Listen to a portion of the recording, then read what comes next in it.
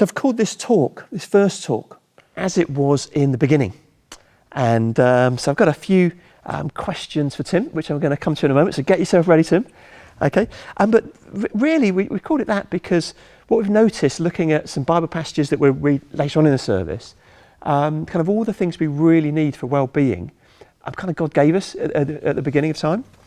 And so I'm going to go through a few of the different areas and just get a bit of sort of expert thoughts from Tim about some of these things.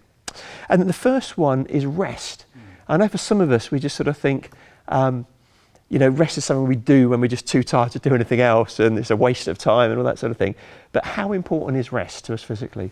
Oh, you raise a good point there, Adam, about it being an absence of something we do when we've got nothing else to do. But I think rest is much more important than that. It's like every part of our lives, we should be thinking about it and planning it actively. It is part of God's plan for us that every Sabbath we rest, and God himself, of course, rested, and I love that image. And so for me, resting involves thinking about what I'm going to do, planning some stuff that I enjoy just because I enjoy doing it, and not doing my work, obviously my day job, and making space to do stuff with the family that I like doing, and to talk, and to basically to look after myself in terms of not doing the stuff that I have to do. So it's switching that stuff off and doing stuff that I enjoy. I also try and rest from other things. I try and rest from the news. I think the world will turn without me for 24 hours. And I have a 24-hour fast from the news, which I find helpful, and I haven't regretted it. I haven't missed anything important. And I think for your sort of, just for your own peace of mind, switching off from the relentless bad news that you hear is an important part of rest. So what happens to our bodies and our well-being generally if we don't get enough rest? So rest and sleep, sleep is part of rest, but rest generally, it allows you to recharge, it allows your body to rebuild, it allows your mind space to process the events of the week, to process whatever's been going on there. It allows you to be creative and to think things that you perhaps wouldn't think if you were just busy all the time. It allows you to reassess the importance and to revalidate your relationships and to find time for that. So physically it is regenerative, there's no doubt about that. Sleep and rest makes your body healthier, sleep particularly, and that is important. And how much sleep, some of us wear these sort of Fitbit things and we compete with other people to get the highest sleep score and this sort of stuff. But but how much sleep do you actually need? Does it depend on how old you are? A little bit, and as you get older, you need less sleep, or you certainly sleep less. What's interesting to me is looking at the last 50 years, the amount of time we've spent sleeping as a population has decreased quite significantly, actually. And the old kind of 8 hours sleep is probably about right, but it's also probably unrealistic in this day and age. Sleep's really important, I think, for your mood and for how you kind of have time to rebuild your body at the end of a busy day. And there are some little simple things you can do to really help sleep. And if you don't mind, I'll just outline those a little bit. Firstly, your bedroom should be somewhere where you sleep, and that's pretty much it. So whatever else you're doing in your bedroom, watching television, working, try not to. Now, I appreciate for many people at this moment, that's really hard. Students at home, school kids at home doing their schoolwork, and other people working at home, sometimes they have to work in their bedroom, and that's difficult because it makes the boundary between sleep and work blurred, and your brain doesn't like that very much, so it will think of the bedroom as somewhere where you work. And there are things you can do to help with that. So stopping work a good hour and a half before sleep, and then doing something physical to transform your working area into a sleeping area. So uncovering your bed, putting a teddy bear on your bed, taking all your work out of your office, shutting your computer down, putting a couple of photographs on your desk, just to trick your mind into thinking that your workroom has become a bedroom. About 20 minutes before you go to bed, sitting down with a bit of paper and writing out stuff, just whatever comes out, comes out. You don't have to be Shakespeare, no one's going to read it, just writing for 10-15 minutes with an attitude of gratitude is a good thing to do before bed. Not having coffee or tea with caffeine in it for a good 4 or 5 hours before bedtime is good. And exercise mid-afternoon, which we'll come on to, also helps with sleep. Generally, going to bed when you're tired is a good thing to do. So staying out of your bedroom until you're dropping off and then going to bed. So again, you're teaching your brain to go to sleep when you're in the bedroom, so that it becomes a habit. And waking up at the same time every morning is also a good trick if you want to improve your sleep. Even at the weekends, actually, because essentially otherwise what you're doing is giving yourself jet lag by having a long lie-in. The one exception for that really is adolescent boys particularly, and girls also. When they're growing, they need their mornings, that's when they grow. And sometimes it's really, really hard to wake up, but that's okay. We know all about that. Yeah. We got 2 teenage boys. Well, I can remember it. I can't do it anymore, but I can remember it, just waking up in the morning and thinking, I can't get out of bed. And that's true, you can't. Your brain's... So teenagers, you now have an excuse to have a lie-in every now and again. You do. That's when your front of your brain is learning all sorts of stuff at that point, and that's when you're growing. So that's that. But generally speaking, otherwise, getting up when you... And also, I went to a lecture last year by a professor of sleep. He was a lovely guy, and he was an absolute expert on sleep. And he said even he has probably once or twice a month a terrible night's sleep. And what he does is he gets out of bed, looks out his window, and he looks around and thinks, there'll be at least another 3 people I can see in these streets that are having a bad night's sleep. So bad night's sleeps are normal. They do happen. You can catch up the next day. So don't beat yourself up about the occasional bad night's sleep. If you are having persistent difficulty in sleeping and things are really getting on top of you at night, particularly if you wake up in the middle of the night, getting up, getting out of bed, writing the stuff down, having a hot milky drink, and then getting back into bed, having screwed up the stuff you've written down and thrown it away is a good thing to do. So again, it's getting away from your bed as being somewhere where you do anything other than sleep. So rather than tossing and turning, getting out of bed, writing stuff down, getting back into bed is a good thing to do. And sleep's a gift from God. It's a beautiful, lovely thing. I mean, in so much as you can enjoy sleep, it's a real blessing. And we all know what it's like to wake up and feel refreshed and ready to face the day. And I think that's what God intended it to be for us. I think that's what sleep should be. But like everything else, it's difficult in a fallen world, and it's never going to be perfect. But there are little things you can do over time to make sleep much better. And as those of you who've had toddlers know, training sleep takes a while. It's not an instant fix. Generally speaking, sleeping tablets don't work hugely. There's not a lot of evidence that they make a massive amount of difference. You might think so, but tend not to use them quite so much anymore as we used to. But for some people, at some times, they can be useful, but mostly not. It's mostly learning habits that are helpful. Brilliant. So that's sleep. So apart from sleep and rest, exercise is the next thing I wanted to ask you about. I know I bring this up now because the other day Pip and I were out for a walk, and Tim was there on his bike. I was going to say we bumped into you. We didn't quite bump into you. You're the other side of the road. I did try. No, and in fact, more recently we've seen 2 of your children out walking as well, and so that's so for you, cycling, I suppose, is an exercise. But tell us a little bit about exercise generally. So I think we're built as bodies to be used and to work and to exercise, I think. And it's become very, very easy not to, particularly again with lockdown. We've become very sedentary on front of our screens all day. And I remember when I was first starting going out with my now wife, but then my girlfriend Maggie, she would try and get me to go for runs, which didn't work as a way of getting me to go out with her at all, because I wasn't into exercising very much at all at university. But after 25 years of marriage and persistent, I'm not going to say nagging, but persistent example of exercising, it's really taught me how wonderful it is, both physically and mentally. And I think it's probably no exaggeration to say that my bicycle, for me, has been a lifesaver.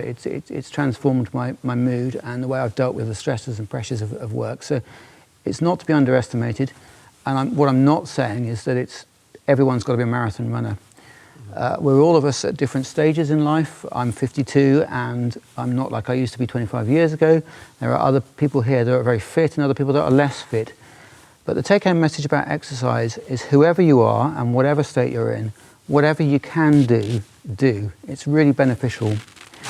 Even if it's just standing up every 20 minutes or lifting something very light 10, 15 times a day, Or saying to yourself, do you know what, I've got an upstairs toilet, I'm downstairs, every time I need a wee, I'm going to go upstairs. Just little changes like that. Anything you can do will have an exponential, a kind of a magnified effect. So rather than doing nothing, even if you're very, very old, just doing some gentle exercises or standing up every so often, even if it's a struggle, is better than doing nothing. And the benefits to the body are huge. We know that it helps your immune system. Whoever you are, whatever exercise you can do, boosts your immune system, makes you less susceptible to the disease, makes you less likely to catch bugs and infections. It's good for your mood, and I alluded to that before with myself. If I've had a stressful day or something's worrying me, generally speaking, after 6 miles of cycling in the forest, looking at the greenery, just processing it dissipates, so I feel better. And exercise burns off a lot of the chemicals that the body produces that make life difficult. So adrenaline, for instance, which makes you shivery and anxious, that goes. And it also releases endorphins and cannabinoids, which are basically heroin and cannabis. I mean, they're not, but they work on those receptors and they make you feel good. So that's produced by exercise, whatever you do, and that's great. So it can make you feel better, and it makes your body better. And it is possible for any of us to increase our exercise, and I would advocate doing that. You feel better, and it's kind of honouring to your body, which, after all, is a temple, and it is a gift from God, and it is respectful to your body to do that, to use it in a kind way to itself, and to push it a bit, to make it ache. That's okay. It's okay to make it ache. And I think it was C.S. Lewis that remarked about the pleasant pain of an achy leg after a long walk, and I kind of get that. That's okay. And I just think it's wonderful that God did that if we push ourselves, he gives us almost that kind of enjoyment of discomfort. It's amazing. So I would, whatever you can do it. You won't regret it. I know for me, pre-COVID, just playing football every week was just the equivalent of your bike ride, you know, because, and a lot of other pastors and friends would say, you know, Adam, how have you got enough time to play football? Well, the reality is, it was like I could almost say, well, I don't, but I choose to. And actually that rejuvenated me and gave me energy to sort of do everything else. And the other thing I found is with the walking, you know, I mean, I kind of thought walking was for old people. And then I passed a certain birthday, realised I was there. But actually, I mean, just using the old Fitbit and seeing your heart rate walking up a hill compared to other forms of exercise, actually, it's really good. And the other thing I've noticed with it is it's not just blessed us physically, but as you said, sort of emotionally as well. Just being able to just be more creative after a walk. You're kind of more creative, or out after a run in the evening or whatever it might be. And also relationally, you know, just there's something about being able to walk side by side with somebody and you can just talk and talk and talk. There's no confrontation, and I feel so much closer to Pip just because we've been walking together, which is lovely. So that's really lovely, it is. And you alluded to football, which is great, and obviously when COVID's over we can team sports, you're learning so much, aren't you, being with other people and the company and the group work there. It's group therapy, and sport is therapy essentially. It's making yourself feel better. And I love what you said about the relationship. It is, I find, particularly with our children sometimes, walking side by side, so much easier to talk to them than sitting across the table. Definitely. Any football guys watching will be playing again soon. I've been saying it for the best part of a year, but let's hope. Oh, and one little thing that just occurred to me. A lot of us are spending a huge amount of time in front of our screens now, just because that's the way life has gone with Zoom and Teams and all the rest of it. And actually, just one little thing you can do is every 20 minutes, stand up, 20 seconds, look at something 20 feet away that's green. And it rests your eyes. It's green. If you can. If you can't, not. So hopefully, and preferably through a window. So open the window and look at I've got a shrub that's 20 foot away out of my office at work, and I look at that every 20 seconds. I'm sure the people looking in through the window outside think I'm nuts, but it works. It rests your eyes. It allows your brain to focus away from the screen and to reconnect with something that's not kind of pixels, and that's a good thing to do. I don't, yeah. So every 20 minutes you... Yeah, 20 minutes, Yeah. 20 seconds, 20 foot away, Yeah. standing up. Wow, okay. Sounds good. So, what about sunlight and getting enough air? Is something in the winter? I know personally I kind of struggle. But tell us more about that. It seems really crazy talking about sunlight in such a long period of miserable weather, doesn't it? But it is, again, it's another wonderful gift from God that we are kind of programmed to be out in the sun. The sunlight boosts your mood. All the chemicals I talked about before, the endorphins and the cannabinoids, they all go up in the sun. As does vitamin D, which you can't make without sunlight. And so it is important to spend at least probably 20 minutes twice a day outside in the light if you can. Like everything else, there's a balance, and if you're out in the sun all day and every day, then that's not so good. That it does damage your skin, so obviously the older you get, the more important it is, and less hair you get, the more important it is to wear hats and to limit the time in the sun. But at least 20 minutes twice a day in the sun, with the sun on your skin, so on your forearms, on your face, is good for your mood, and it gives you the vitamin D. There's no harm in taking vitamin D, particularly in the winter months, and I think we probably all should be at the moment. It seems that way. I mean, I'm a bit guarded about that, but there certainly seems to be a lot of evidence emerging now that people should be taking vitamin C, particularly in the winter months when it's not so easy to go out, or we're all stuck in our rooms, glued to our TV screens. Through a window, well, doesn't work quite so well. And there's something about being outside that we know is really helpful. There's a lovely studies about recovery after operations and looking at trees, and people that can see a tree through an open window in their hospital beds were discharged earlier than people that couldn't. So actually just being outside 20 minutes, looking at greenery is good. It's good for you in many ways. So getting outside is good. And if it's not a sunny day, do you just say, well, if I can't see the sunshine, I'm not going to go out? Or is it just sunlight, generally sunlight. reflected around helpful? Yeah, the more sun there is, the more you're going to get. But if you're out 20 minutes and it's overcast, you will be getting the rays that are important to do that to some degree. Okay. And it's just good to get outside, even if it's raining. Actually, you can stand out and enjoy the rain. Sometimes the tickle of a raindrop on the face is a really nice thing, and just being mindful, I guess, is the buzzword, but being aware that nature does bless us, and some of the sensations you get from being outside are a gift from God, and one of those sometimes can be just feeling the rain on your face without being too much of a hippie, but it is okay. Yeah. And so doing that is good. I mean, I often joke with people about going out in the rain. You know, God made us waterproof, you know, and you know, you're not gonna die getting a little bit wet. Okay, brilliant. So that's three things. So fourthly, okay, we've just had a glass of water.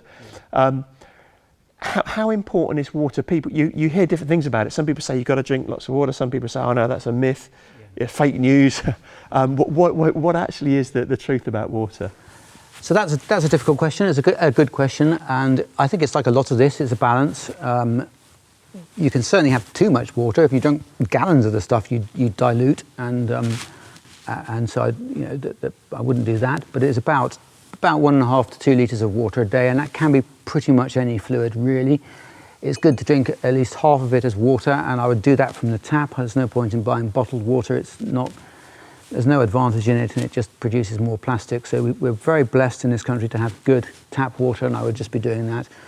And every couple of hours, having a small glass or 200 mils, 300 mils of water is a good thing to do.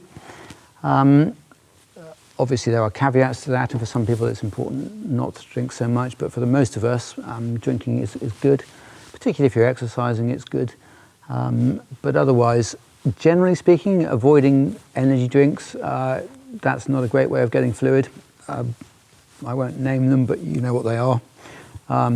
Coffee is great, tea is great. I would really miss both of those, but I do decaffeinate.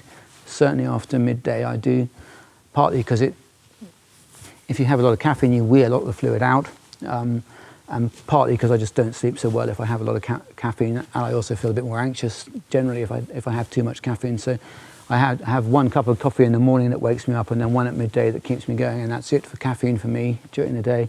But otherwise, just drinking sensibly probably before you're thirsty, because we know that thirst is a poor indicator of when you need to drink. So just drinking regularly is good.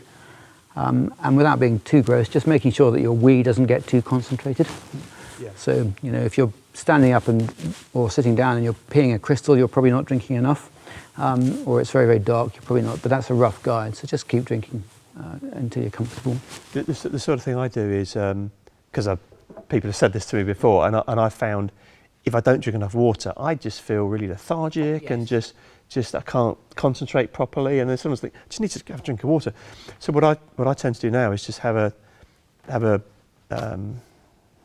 jug of water on the table, go through that in the morning, and then just fill it up again and have another jug in the afternoon. And just that constant reminder, if it's physically there in front of me, reminds me, even if I'm not thirsty, actually you need to drink. And I certainly find myself feeling healthier. Yeah, I think Wellbeing. you do. And you also kind of you have the added benefit of having to nip to the loo every 20 minutes, and that gets you up and out. Yeah. So it's a good thing. I've certainly, as I go to the loo more now, I drink more water and brilliant. Got to a certain age. Yeah.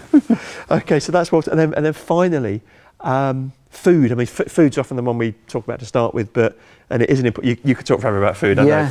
But just some. Are there particular things about food that can affect our mood, can affect our well-being, that you've got some tips for us? Yeah. So this was the one that it's a good question, and it's a difficult question, because food can be a very sensitive and difficult subject for all of us. And there are some basic principles that I've not always stuck to myself, but they are there. And we know that our mood is related to what we eat, and more evidence is coming through that how we look after our gut has an effect on our mood, really. And that's coming through more. And it's interesting, I don't quite know how it works, but there are a lot of nerves in your gut, almost as many nerves in your gut apparently as there are in some parts of your brain. So looking after what you put into your stomach and your gut is important. And generally speaking, the more fibre and fruit and vegetables that you eat, the better. So particularly vegetables rather than fruit, but that's good. Probably the less red meat you eat, the better. So fewer red meats, a couple of days, 3 days a week without red meat, or a day with just having vegetarian food, that sort of thing may be helpful. Reducing sugar is good. That is good for your mood. If you're having a lot of sugar, you feel sluggish and tired. Your pancreas works hard, so you just don't feel great. And I think we've all had a sugar rush and then a sugar low, so just reducing the amount of sugar that you're eating will make you feel better. And having stuff like natural yogurt, putting friendly bacteria into your gut is a good thing to do if you can do that. I'm fortunate that Maggie has mastered the art of making yogurt in a slow cooker, and it's great. So we will have loads of yogurt. I also think it's important to have days when you kind of really enjoy your food, because again, eating is a blessing from God. It's pleasurable, it tastes wonderful, food's amazing. And what we've kind of slowly evolved to do in our house is have 7 days of, not austerity, I don't want to use that word, but it is basically that. When we don't eat puddings and we just eat healthily and sensibly, and not as much as perhaps we should. And then on Sundays we just say, actually this is a day of rest, it's a day of feasting, it's a day to rejoice in the sensations of eating, and we'll have a pudding, and a big pudding, and we'll have breakfast with bacon in it or something like that, just to make that a day, a recognition that God's given us food as a blessing. And then the rest of the days it's something that we have to look after and be sensible about. And since we've been doing that, the puddings have tasted so much better. I mean, genuinely, they have tasted so much better. I've stopped eating the stuff that I didn't really want to eat but did eat. So crisps that I don't know, a couple of visits would come in the middle of the day and I wouldn't have time to do them. And so I'd buy a packet of crisps and it would make me feel a bit more comfortable for maybe 5 or 6 seconds, and I'd feel rubbish. Or I eat biscuits, because there's always biscuits around. So I tried to stop doing that. And that's okay, you can do that. I can do that 6 days a week. And then on Sundays, I just think, fantastic, I'm going to really enjoy this beautiful, lovely blessing from God that is pudding and is, coffee with full fat milk in and stuff like that. So little treats that make life joyful and allow me to be thankful to God for eating rather than for eating to be a problem. But it's a big subject, and I know that for a lot of people it's a very sensitive subject, and I think I don't think that we should be beating ourselves up about it. I think we should be thinking about what we're putting in our food and making little changes, and any little changes you can make will be helpful. So don't be too hard on yourselves. Don't problematize it, but just think about your body as a temple and how you respect that, and what you can do to make a small difference to how you're eating if you're unhappy with how you're eating. But eating healthily makes you feel better.